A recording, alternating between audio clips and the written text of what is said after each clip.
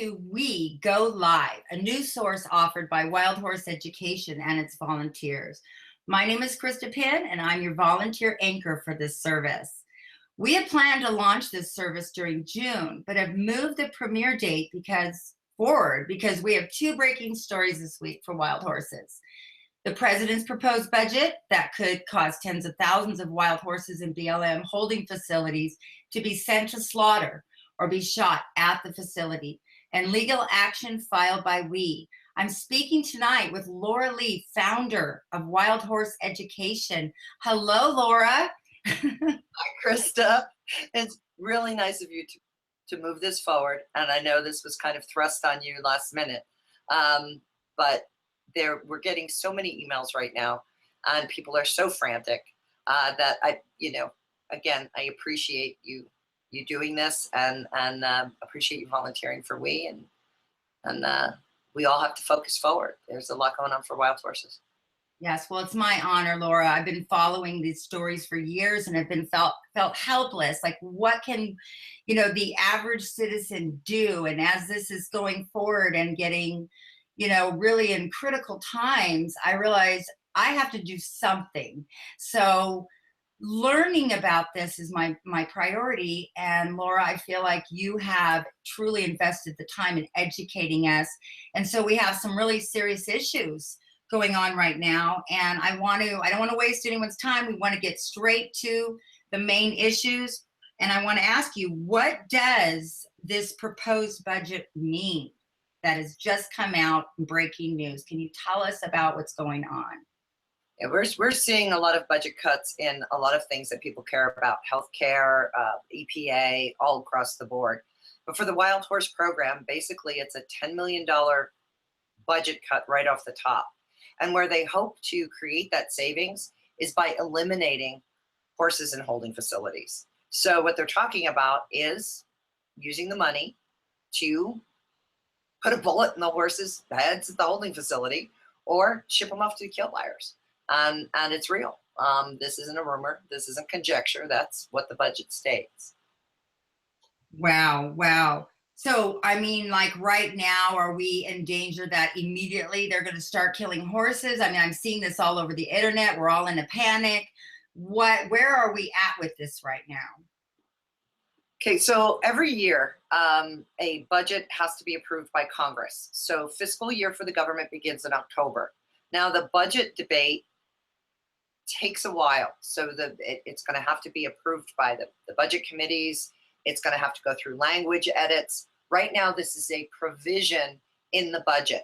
So basically, there's a $10 million cut to the budget, and this is how they propose to save that money. So we have time to address this provision in the budget. So calling our congressman, we've got some things on the website about that, is the first step. We are likely to see this provision removed, but that doesn't mean it goes away.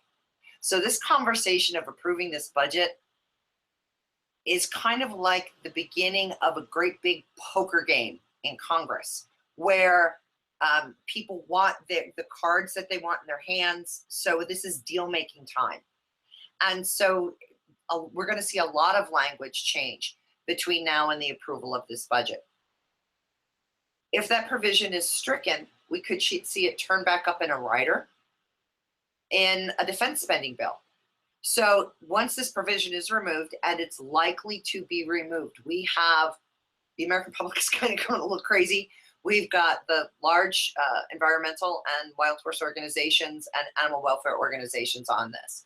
So we're likely to see the provision itself stricken from the draft that moves forward. That's when we have to start watching for these riders, and we'll be watching really closely for these riders. There's a lot more, though, that we need to be vigilant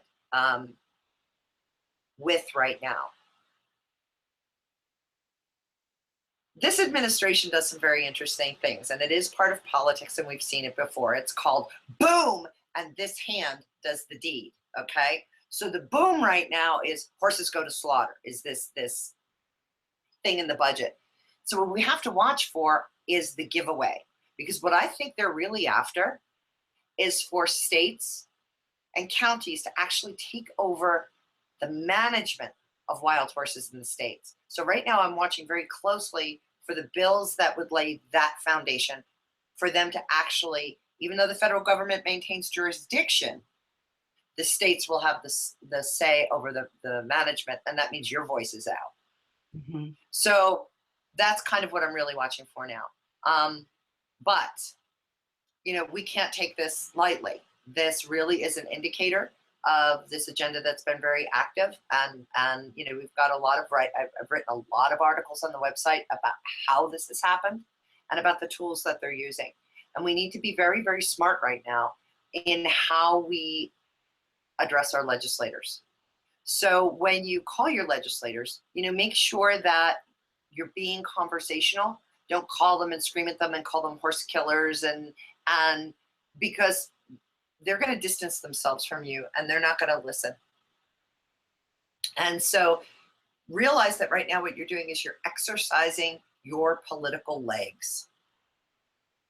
We're likely to see this provision removed. So when you call, tell them this is something that, you know, you won't tolerate. You think it's an absolute abomination of the words, all the tools in the toolbox, when BLM fails to use most of the tools in the toolbox all the time. That why do we need to prioritize these two tools? Because that's what this language does. It doesn't actually require BLM to use all the tools in the toolbox. Mm-hmm. So if you can have that kind of a conversation with your legislator, find out how they feel, it tells you two things. It lets you know whether your legislator will be conversational with you, and practice for you in how to put the facts that you know and your passion, how to kind of tone that down a little bit while you allow the logic side to move forward and have these conversations. And if your legislator doesn't listen, we've got midterms next year. Every single seat in the House is up for re-election. Why not who's running against them and get them voted out? I mean, that is probably the greatest tool everybody has right now, is get these people out of Congress who won't listen to you. Mm-hmm. Mm-hmm. Now, coming from, you know, the heart of a cowgirl, which I probably would represent many people out there that, you know, love horses, that know the value of horses. How do we express how much these horses mean to us? Because at the end of the day, you know, if they're not being valued as something important, as the American spirit, as part of who we are, you know, we have to have a voice that, you know, obviously that way as well. But what can we do? What can the layman do? You know, that after we've written that letter and we're watching, what can we do to raise the importance of the American horse, of the wild horse? You know, what can we do? Well, twofold. So most people don't pick up a telephone and make a call to a legislator and really do their best in that call for things they don't care about. Most Americans have never picked up that phone and made those kinds of calls. That in and of itself is an extraordinary gesture to make for something that you love. The other is to understand the issues. If you love something, you take the time to learn, you give it time. So if your child were sick and you found out that your child had a fatal disease, would you stand there and scream at the doctor? No, you would spend your time, you know, looking at all of the treatment options, trying to understand that disease. How did it happen? How do you prevent it? How do you treat it? And then you engage your doctor. So you engage your doctor, you engage your lawmakers, and you learn, and then repeat the cycle. Engage your lawmakers, learn, and repeat the cycle. So it's just like addressing a doctor when your child is sick. Mm. That's advocacy. Mm-hmm. I love that. I really do. That really brings a lot of depth to that. Now, many people who are just being introduced to the website and the work that Wild Horse Education has done, when they go to the website, what are some of the things that they can find there that will help educate them that you have done? Because a lot of people don't know how many amazing victories that we has had in fighting for the preservation of our wild horses. Tell us a little bit about, what you've accomplished so far. In this fight, there's always the next battle. And so, we get through that skirmish, and then I'm preparing for the next one, or I'm thrown into the next one. And so we don't spend a lot of time on press releases, and we don't spend a lot of time on those things because, it's like wave after wave of troops hitting the shore. We've got to be ready. That's kind of what this reality is. But on our website, we do have a mini resume, and it's in the toolbar, and you can find it, and you can click on that, and you can find some of the legal wins that we've had and some of the things we've accomplished are listed there. There is in the toolbar on wildhorseeducation.org, there's a link you can click. It says for beginners. And there's a video there that you can watch that describes some of the underlying laws. And then you can start to take it deeper. So any topic that you want to learn about, just use the search bar, just type in a few words and there's literally hundreds of thousands of articles up there. I know we don't spend a lot of time with this type of outreach. So again, I want to say thank you very much for helping us to make it conversational. I mean, people can click this and watch it while they're doing their dishes. Yes, that's exactly what we want. Watch it while they're getting lunch ready for their kids. And they don't have to sit and read those articles. When they have time to read those articles, we can go into, they can really go into depth on these subjects. We also run webinars. So on our website, we will announce when we're having a webinar. And I've done things like, how to understand the National Environmental Policy Act, which is NEPA. It's a word that people get lost on, but that's really one of the places that we litigate under.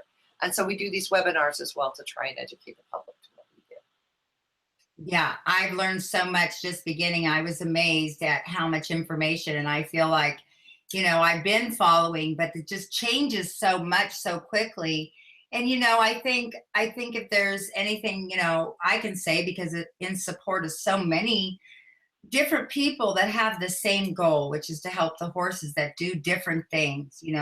Some provide sanctuary, some provide adoption, but we's on the front lines fighting for land. Tell me about that. What are you doing that we can all stand together, that we're working together instead of being separated? You've touched on a couple of things there. Advocacy for wild horses, and we actually did a webinar on this, by the way. Advocacy for wild horses crosses a lot of platforms. And so there's sanctuary, there's adoption, there's riding clinics, there's all kinds of things like that. That's advocacy for a formerly wild horse. Wild Horse Education is primarily an organization that advocates for the wild horse. We support adoption events. We've engaged adoption events, but our focus is that horse standing on the range in the wild. And one of the challenges that I've had is getting the public to get their head out of fluffy going to sanctuary, because that's after we've failed. Right. How do you engage land use planning? How do you advocate for the horse on the range? How do you understand the horse on the range? And how do you recognize the truth of the range when you hear it? Because there's so much propaganda out there. And so that's really what the focus of Wild Horse Education is. Mm-hmm. Mm-hmm. And then I forget the second part of your question. I think really coming from, the average person that wants to participate and preserve, our heritage through the wild horse. All organizations work together when needed. And so, but yet at the same time, these are wild horses and they deserve, to remain wild. It doesn't make that any other participant's job any less important, but we have to all work together depending on what the circumstance is. Yes, we all have to work together. So when there's, a massive rescue event, I kind of back off a little bit and allow those people to take center stage. I also don't talk about the massive rescue event because my specialty is not rescue. And so if we are a movement, we always have to let the strongest portion and the most knowledgeable portion drag the rest of us forward, follow behind it. So right now, I mean, we just came through the largest rescue of wild horses in the nation. There was a rescue that, you know, there was drama. Again, I'm not the specialist in that area, so I really don't know what was going on, but it was a massive rescue event. Wild Horse Education didn't write about it. We didn't move center stage. And to this day, I can't really talk about it knowledgeably because we weren't involved. Those that specialized in that kind of thing took the front and went forward. This conversation about horses and holding, this proposed budget, I mean, this is it. I have been warning for the last 4 years, we are at end game. I mean, this really is end game. If things don't turn and change, we are going to lose wild horses as we know them, not just with what's happening on public land, but the crisis in holding. So we really are at a time where, you know, petty stupidity, we've got to put it aside. You know, anything that doesn't have to do with reaching that goal, and that goal is a conversation that protects and preserves our horses wild and protects our horses in holding facilities. That's it right now. That's the only conversation that I will be having. And that's and so please, people, don't think I'm being rude. You know, I don't have time for anything else. But so this is an area where this is our forte. right. We do not operate at a desk. We are in field, on ground. We've been in the trenches on this for a very long time. These threats are real. This mechanism that has been built to take over management of wild horses, to kill wild horses, to resume horse slaughter. What they really want is they want to be able to do permitted Mustanging again. This is part of the movement that resents federal control of anything. And they're mad that their right to make a profit off the horse is gone. They want it back. And that's the end game of this. And so you have to look at any way that they could possibly achieve that right now and get ahead of it, because they are organized. They are well funded. They are slick. They are smart. They may tend to put, you know, the village idiot up front to take the jabs, you know, so that we all laugh and think this is something funny. This isn't funny. This is really, really well organized, and I'm scared. Yeah. I'm scared for the horses. I'm really scared. So when you hear me say that, I know everybody at home is frightened. I know, you know, and most often you will hear me say, you know, calm down. You know, this isn't real, or this is something that we can do. I'm scared. Wow. So you know it's real. Okay. Yeah. Well, and again, coming from, you know, learning as I go and looking at all the different angles, everybody needs to step up. You know, if you specialize in this area, then step up. If you specialize in this area in regards to wild horses, then step up and let's band together and not, you know, I just feel it's so important right now that every aspect is important. I mean, you know, every management, no matter what the situation with horses, that we have to surround and take care of. But first things first is front lines. Let's deal with land. Let's deal with, right? Is that, I mean, I feel like. I know we're going into a whole bunch of things, and this has kind of turned into coffee with Christa. You know what's so great about this? Here's what's great about this. But we're going to be continuing this. This is the beginning of a continued conversation we're going to be having. I'm giggling because I have to take myself back here a minute. I know I'm opening Pandora's box, but I really want to know, as a citizen, as somebody who wants to, and we all have where we're led to participate, but I just want to see the power and the love that everybody has, a love and concern for these horses. And I just want to see us all come together. In our own individual ways. There's lots of different ways. Am I on track here? No, absolutely. My brain is very okay. So it's data, engagement, conversation, fails, fight, which means litigate. And that I am like lizard brain. Okay. And so that's who I am. But people who can organize an event in your community. Yeah. You know, I mean, we've got tons of videos on YouTube. We have a bunch of things. You want to organize at your civic center, come down and watch, learn about wild horses. There's great wild horse movies out there. You know, contact somebody who's made one, print out a bunch of pamphlets, and invite people to free movie night in the park. Yeah. If that's your thing, is organizing those kinds of things. If you're great with social media, dig, learn, find out the appropriate stuff to send people. Get those articles out, share that.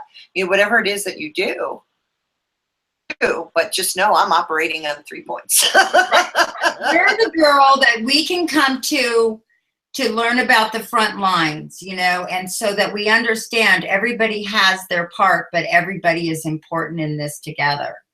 So Exactly. You can ask me what the range data is to bring forward. You can ask me whether something is true or not. You can ask me about the law, what is fact and what is fiction. And I can answer those questions. Don't ask me how to organize an event. Don't ask me, what the proper protocol is to invite people to an event, or even how to say thank you appropriately. Right. I think I remember what fork to use, but that's really not what I do. The reasons why often we are left out of a lot of news stories. If you can do public relations and have public relations lists and understand how to interact, volunteer for us or another organization. Yeah. Get in there now. I mean, this isn't the time to sit back and say somebody else will do. Yeah. This is the time to say, what can I do? And step forward. So that's how we would be united in this love that we have for these wild horses, is to demonstrate the love. We can get off Facebook for 5 minutes and write that letter, make that phone call. It just takes a minute. Right. And the petitions will not work for this. I mean, I want to be clear. What do we... I'm starting to see petitions out there again. Do not just sign a petition, okay? What your legislators need to know is that they need to hear from the constituents, the people who vote for them. They need to hear your opinion, and they need to know that if this is an issue that's very important to you, and if they disagree, work to vote them out. Okay. A petition will not get that through to your legislator. This is not the time to sign that petition. This is why this is so, I'm learning so much as we go. But, I come from the place of, learning the art of horsemanship throughout my whole life of horses. And so I've seen the wild horses. I've worked with them myself, come through adoption. I've seen amazing horsemen step up to try to teach the average person how to communicate respectfully with these horses. And so, yes, there's programs in place, and it's like, okay, that's important, but I've also seen these horses really suffer as domestic horses as well in the hands of well-meaning people who wanted to save a wild horse. It's much more than that. As a horsewoman, like even taking on a wild horse, like the people that do, you have to really know what you're doing. It's not just this fluffy idea. These poor wild horses end up sitting in someone's backyard because they're not domesticated and they're not like the average horse you're working with. So again, that's not bad if we have horsemen that can give them their dignity and teach. But bottom line, these are wild horses. The wild horse has not, his world is not the world of man. And so he is the true horse. And so you want to know a true horse? Get to know a wild horse. The domestic horse that you have, he speaks a dialect that is far removed from the reality of the range. So the language that horse speaks is differently. With a wild horse, you really have to learn how to listen.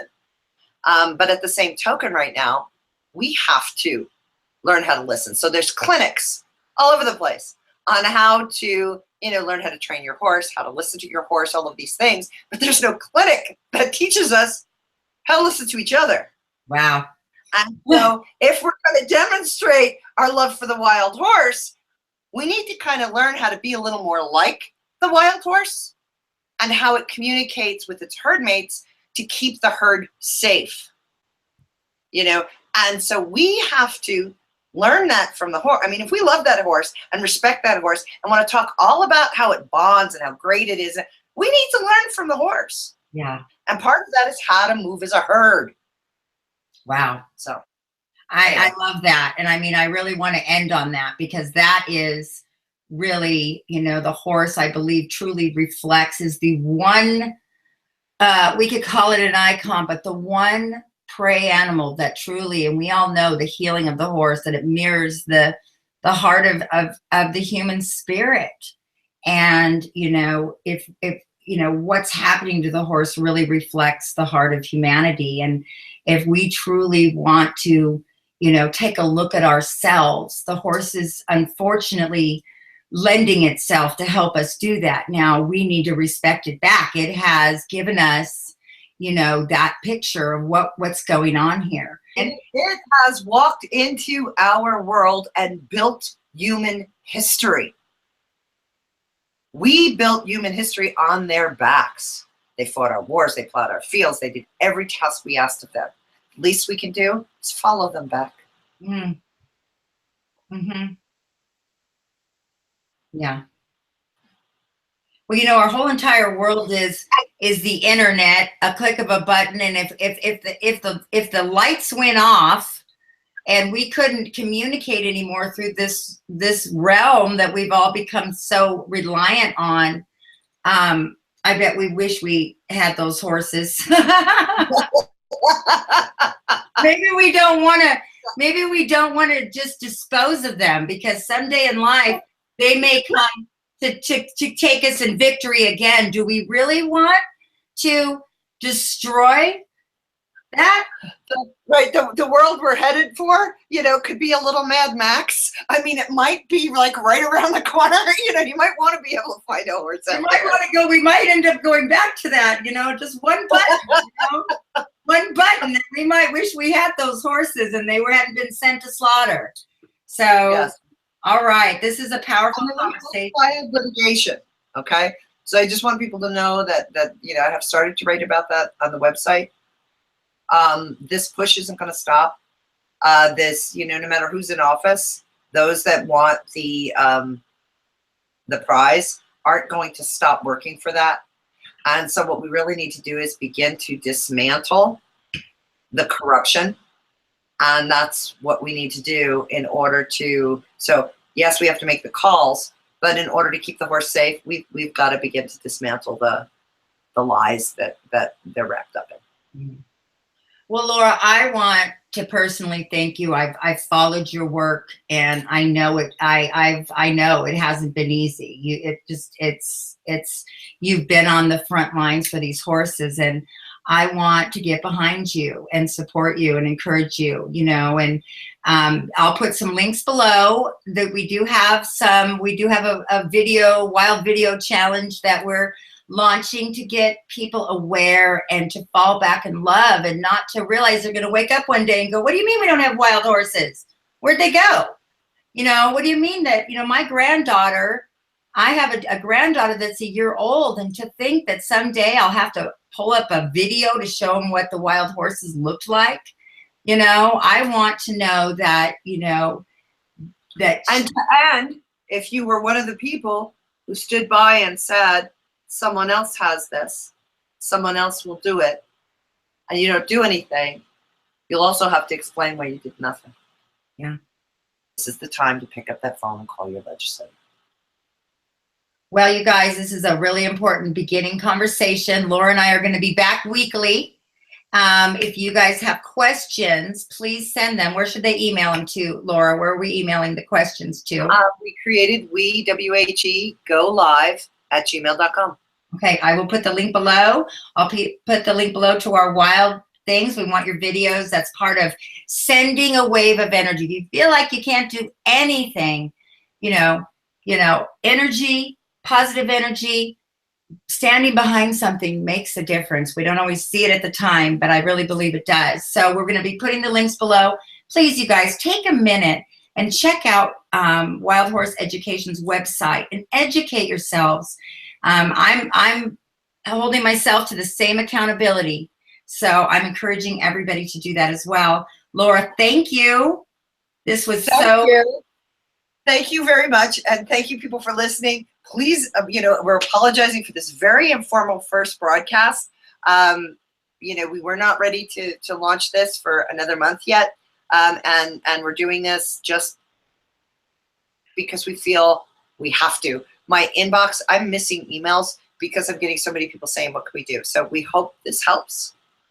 And the format's going to be changing a little bit as we get a little more practiced. yes. We threw this together kind of impromptu, but this is a great platform for you because you're spending hours behind the desk writing and editing and trying to get this out. So to be able to come out like this, you'll be able to get information to people sooner and quicker and give you a little, there's a heavy load on you right now. So I want to encourage everyone to be supportive of what. My own calls. I'm calling legislators. Mm-hmm. I'm getting information to legislators. I'm getting information to multiple journalists, multiple investigation teams, and many things. I'm writing litigation again. Pick up the phone. Yeah. Pick up the phone. Well, you know what? I'm picking up the phone, and I hate to pick up the phone, but I'm going to do it. I'm going to do it. I'm picking up the phone. Thank you very much, everybody. All right. Thank you, guys. We'll be back. You're welcome to, like I said, send in your questions for next week. If you have specific questions, then we'll have Laura address those. And thank you very much, Laura. I appreciate your time and everybody else's time watching this. Bye-bye, everyone.